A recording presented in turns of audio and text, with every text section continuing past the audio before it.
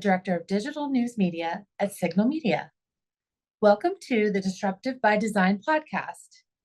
Signal, if you don't know, is the official news outlet of AFCEA International.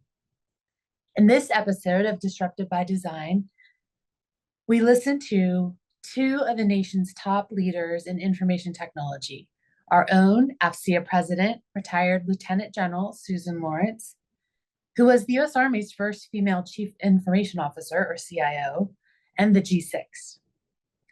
General Lawrence interviewed the Navy's current Chief Information Officer, the CIO, Jane Rathbun. They spoke at the West Conference, which is held by AFCEA and the U.S. Naval Institute every year in San Diego, usually around the January-February timeframe. It's a huge event with about 10,000 people. And next year, mark your calendars for January 28th through the 30th, 2025 for West.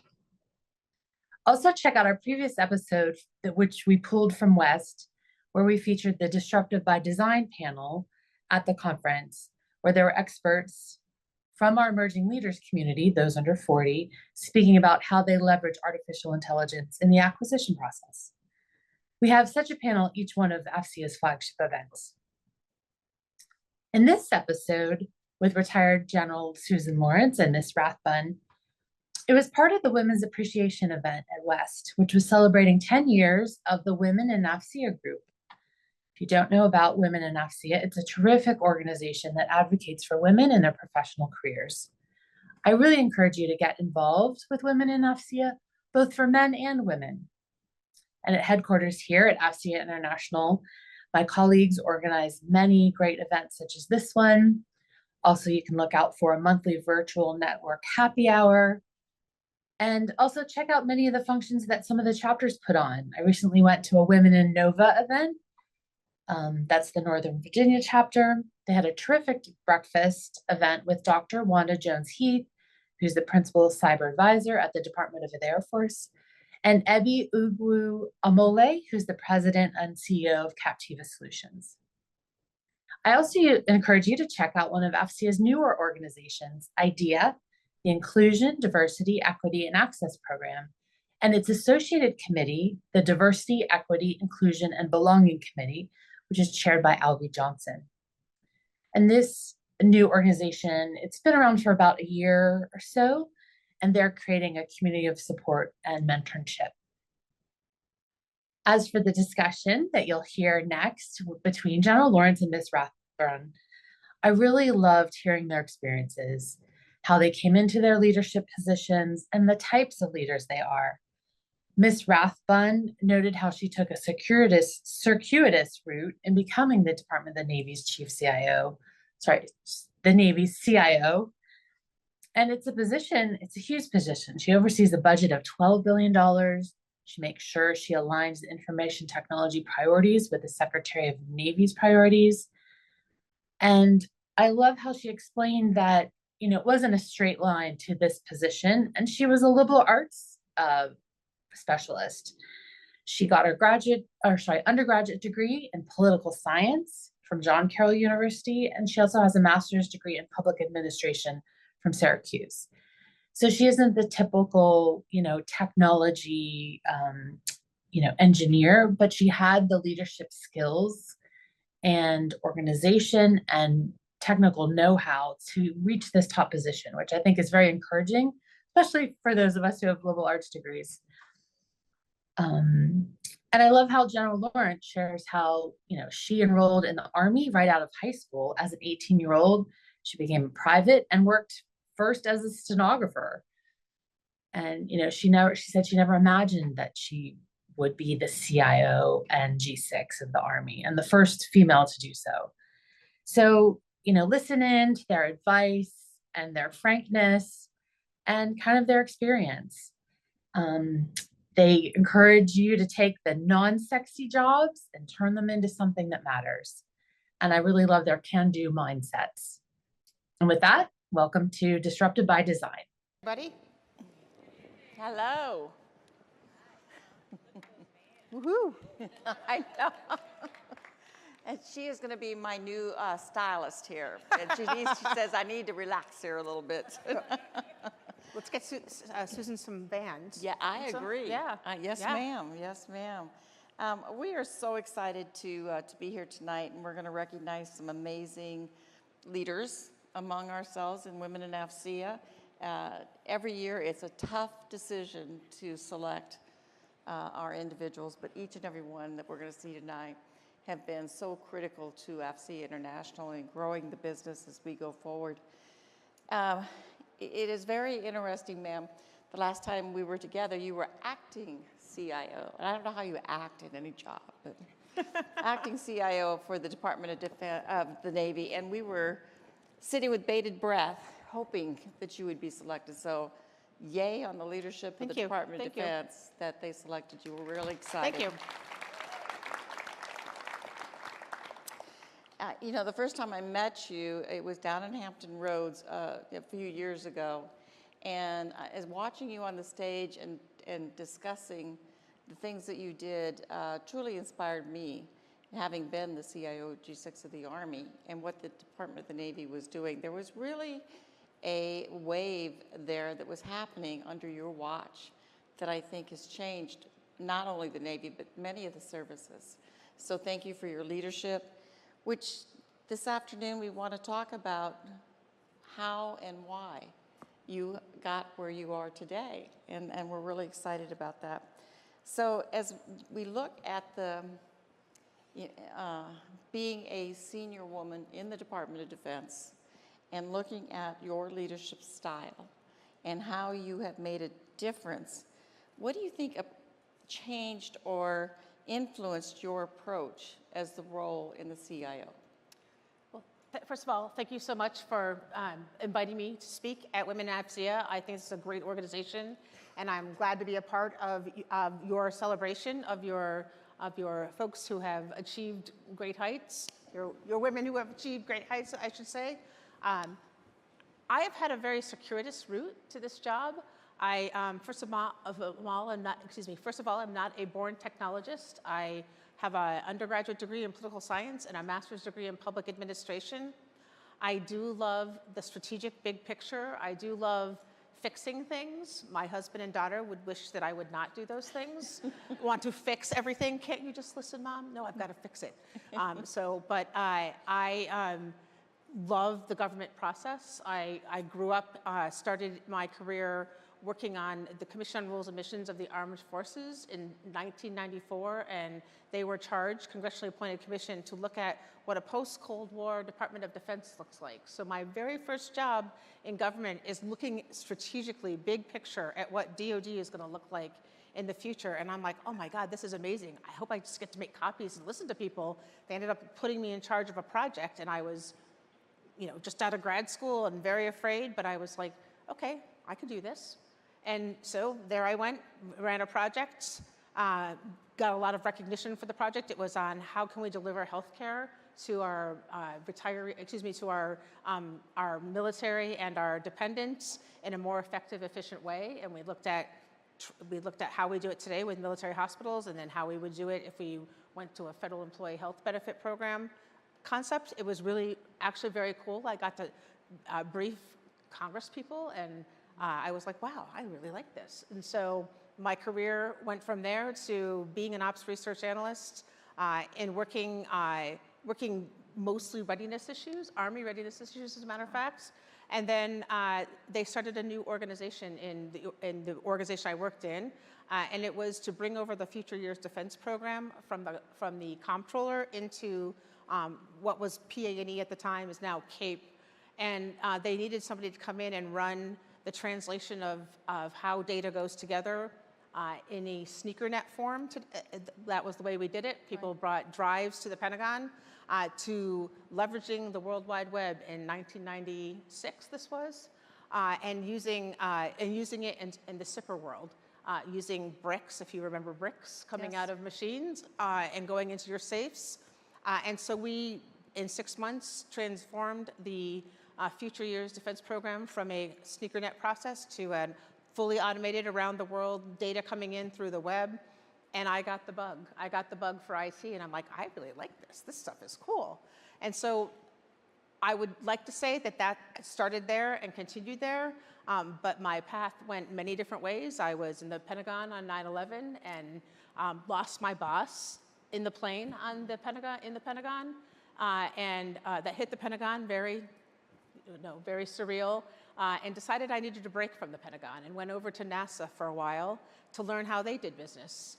I stayed there for 3 years and realized that how they did business is not how I was thinking working. It was very different from DoD, where if a leadership says something, you do it. You have a conversation about how you'll do it, and you might not agree with their direction, and you'll debate it, but then you'll go and do. And at NASA, it was very much a academic environment where there was a lot of debate, and nobody ever agreed on in my opinion. They get things done, right? They put rovers on Mars, so they're doing something right, absolutely. But at the headquarters level, I was not as comfortable as I was in DoD. So what I realized then is that DoD was my home. And then I just got to do all of these really interesting projects that some were policy, some were ops research, some were technology. And then I went to AFRICOM and ran their resourcing process and really enjoyed living overseas and working for a COCOM and understanding how they did business.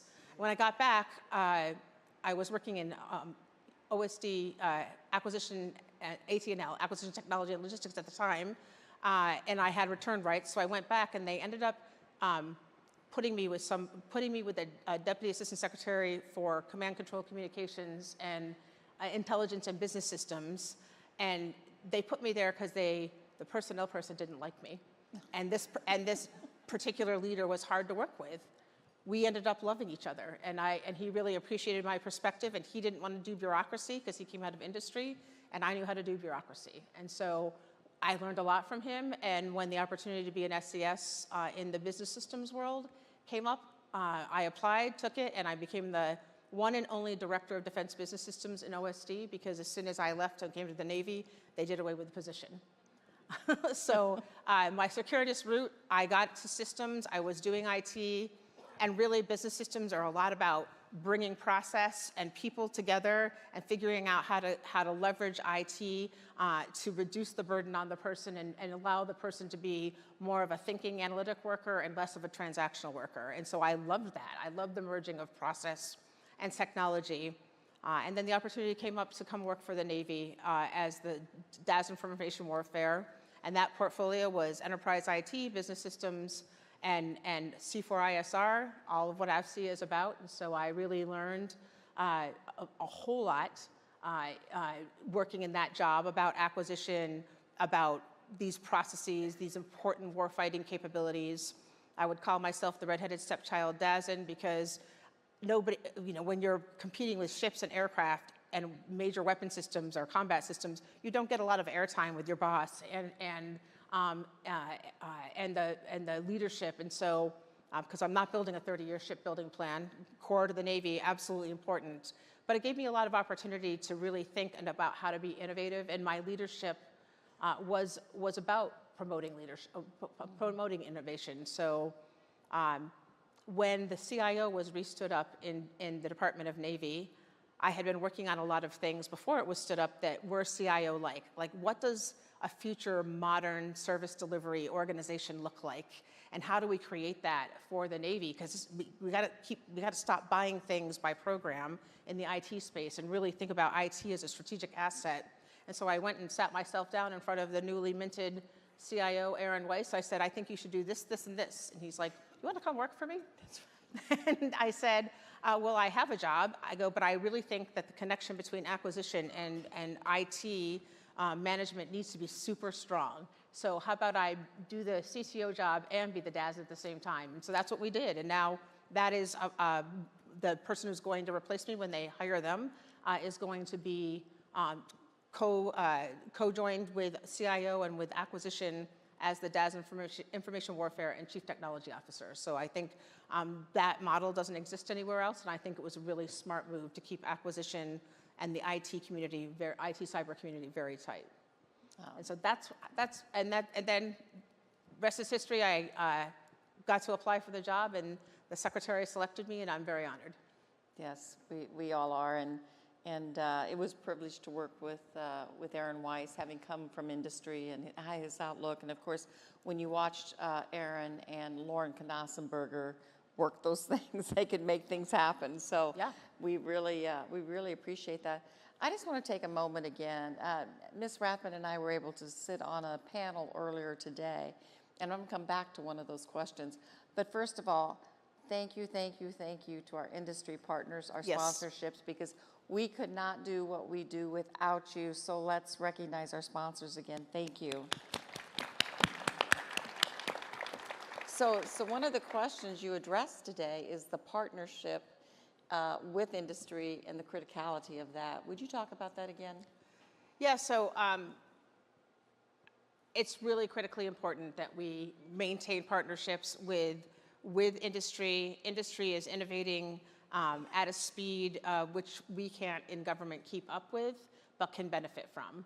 We can also help them innovate in ways that help us with our problem sets. We have really good partnerships with a lot of your organizations, and we would not be where we were at if we did not have that partnership. You've got innovative people. We have innovative people. The strategic partnership part is not always trying to sell us, but trying to help us solve our problems.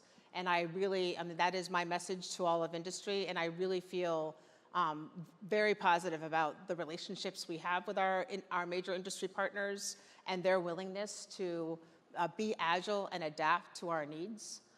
And it is, again, we get to push them too. I mean, we are pushing Microsoft in many ways on their business-to-business, for example, suite to make it more useful for our use cases where we have organizations within organizations, and really learning from organizations who have gone on the digital journey already, companies who have built, platforms as I envision IT as being a strategic platform, and helping us think through those problem sets and how to architect that. It is a really great and rich exchange that we cannot deploy and or operate from the warfighting perspective without our industry partners. Absolutely. That's a skill set that we have to learn inside our business, is that partnership. And I learned that as a CIO, and I would tell the Secretary of the Army, Chief of Staff of the Army, I said, we don't have the talent within the Army to be able to look over the horizon and do those. So couldn't agree more with our partnership with industry.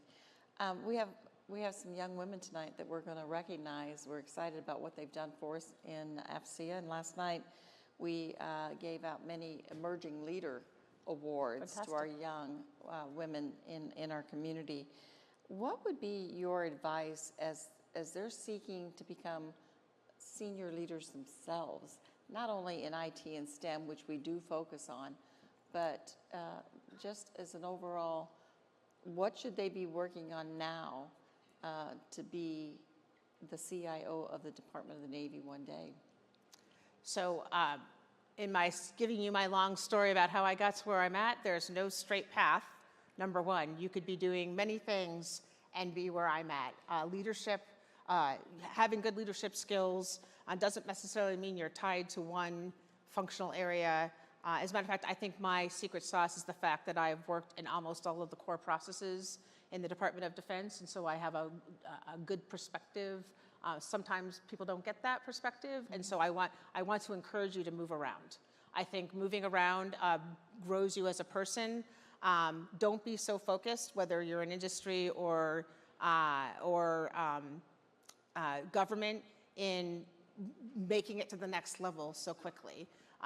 Look around, do jobs, take laterals, do jobs that are going to round out your skill sets, make you, I was the chief of staff for this deputy assistant secretary in acquisition. I'd never been a chief of staff. I've heard out I'm really bad at it.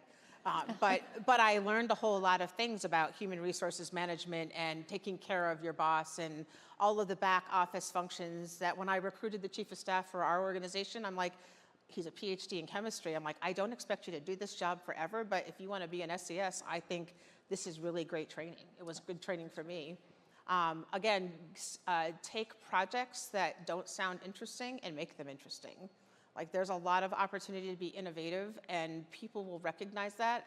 Look for gaps and problems that nobody's addressing and see how you can you can potentially add value or make it important to somebody. When I started talking about enterprise services, again, this was before the CIO was stood up, in my own organization, in the acquisition community, I'm like, enterprise services, why would we do that? Why wouldn't we just all buy our own stuff? I'm like, terribly inefficient use of the taxpayer dollar. I'm like, we could do this better. And plus the cybersecurity surface that you're creating, attack surface that you're creating by doing that, not a good idea. So just be thinking out of the box, and again, take those, sometimes they seem less sexy or less important jobs, but they teach you they give you a lot of good skills. And well-roundedness is a critical piece of being a good leader, is really understanding the many aspects of your world that you're going to have to deal with, and be able to provide that context and that relevance to the discussion. Absolutely. I enlisted as an 18-year-old private stenographer, and most people have to Google what that was then. I know what that is. Yeah. But I was being interviewed when I was CIOG6, and after the normal interview, she looked around my office and said, "Did you ever imagine one day you would be the CIO of the United States Army?" And in a nanosecond, I said, "It's unimaginable." And so today, you're the CIO of the Department of Defense. Were there pivotal moments that said, "I can do this"? Or, I think you described my journey. You take a job and you turn it into something that matters. But is there something that you can think of that was really pivotal that said, "I can do this. I can be the CIO of the Department of the Navy"? Well, when I was in the acting, I've got two pieces to this. When I was in the acting role, there was at some point where I was like, I'd be okay if I'm just the deputy. And then at some point, like 6 months into the acting role, I'm like, I don't want to work for someone else. I want to do this. I can do this. I had demonstrated that I could do it in the acting role. And I'm like, and if somebody else gets the job, I think I'm going to be mad. So I was like, I had decided that if someone else gets the job, then I am going to go do something else, is what I said to myself. So in this current instantiation of my life, that was the pivotal moment where, oh, I'm doing this job. I can do it. I have a great team, an outstanding team, way smarter than I am technically. When people are talking to me sometimes and I don't understand what they're talking about, I'll look over to one of them and they see my cue and they're like, "Ma'am, this is what they're talking about." I love that relationship. I don't want to be the smartest person in the room. I want to be learning all the time. And that's been a really fantastic piece of this. And again, having folks who are passionate, who are working out the issues and want to be part of the solution, really, energizes me every morning to get out of bed. The other pivotal moment for me was before I became the Deputy Assistant Secretary for Information Warfare. My background, I didn't take physics in high school. I know that's terrible. I just didn't understand it, and it wasn't my thing. I later understood it, and so my brain evolved just at a different pace than others. That wasn't the pivotal moment, not taking physics, but when I was being interviewed for the Deputy Assistant Secretary of the Navy for Information Warfare, Secretary Gertz brought me in the office. He's like, "I heard great things about you. Come work for us." That was all he said, 5 minutes. And he didn't really look at my paperwork. He didn't ask me about my background. And I'm like, this is a big portfolio. This is enterprise IT. I get that. Business systems, I'm really good at business systems because that's what I had been doing. But C4ISR, what the heck? Space? All of those things. And so I went home and after talking to Secretary Gertz, and then I had talked to one other thing. I had talked to the 3-star admiral who Secretary Gertz wanted me to meet. It was Admiral Johnson at the time. And he looked at my paperwork and said, I'm like, "Why are you considering me for this job?" He's like, "Yeah." I said, I'm not going to pretend to be an expert in any of these things, but my job is not to be the expert. My job is to remove roadblocks and make it so the program managers can be successful. And I can smell bureaucracy from a mile away. We can figure these things out. I don't need to be the expert. I'll learn that stuff. But I went home and told my husband after those 2 interviews, I'm like, I just don't know if I should do this because I'm not an expert. I don't know anything. And he just looked at me and he said, "You can do anything you want. You will learn the stuff that you don't know, and they want you because you know how to lead." And coming from my husband, that was really amazing, but it was really like, okay, I can do this. And I haven't looked back, so that was 5 years ago. So That is amazing, and the discussion you had at noon today with your daughter, and her Yes. path forward as she's going. As you all can see with Miss Rathbun, she is an amazing leader, a humble leader, and if you ever see her on the agenda, make sure you go see her, because every time, you're sweet. no, every time I learn still from you, and it is important. I could do this discussion all night, Yeah. and it's amazing, but we do have to recognize some Sure. young ladies tonight. But in closing, what would be your thoughts, your advice to the young women in here who want to be you one day? So go for it. I mean, I just met Tony from SAIC tonight, and I'm like, I want to be her friend. I mean, I've known Lauren Knausenberger for a while, and Barbara Supley. You guys are just amazing people, and these are all female leaders in our career field. This is a place where you guys can excel and really do the mission justice. I'm like, be mission oriented, be mission focused. Don't worry about the next promotion. Like, go and do things that enrich your life. Make time for your family. I mean, I was a GS-15 from 1999 to 2016. Why? Because I wanted to spend time with my daughter. I wanted to work, and I worked the whole time, but I wanted to make sure I had that work-life balance right. And then everything else just came. And I really can say that I feel comfortable as a leader now, I think, because I spent that time having these experiences. You don't have to wait as long as me. Like, it also worked out perfectly because my daughter decided to go to boarding school right when I became an SES, so I really had the time to focus on doing that. So I thank her for that. It probably saved her teenage years and our relationship. But yeah, just go for it, ladies. And it is tougher. I love the men in the room. I love my husband, but if you're parents, if you're a mother, you just have to really do more to get it all done. And so be proud of yourselves for that. And my last thing would be happy Valentine's Day. If you can't be with the ones you love the ones you're with. And so have a great day. So thank you. Thank you, ma'am. That was We're awesome. wonderful. Thank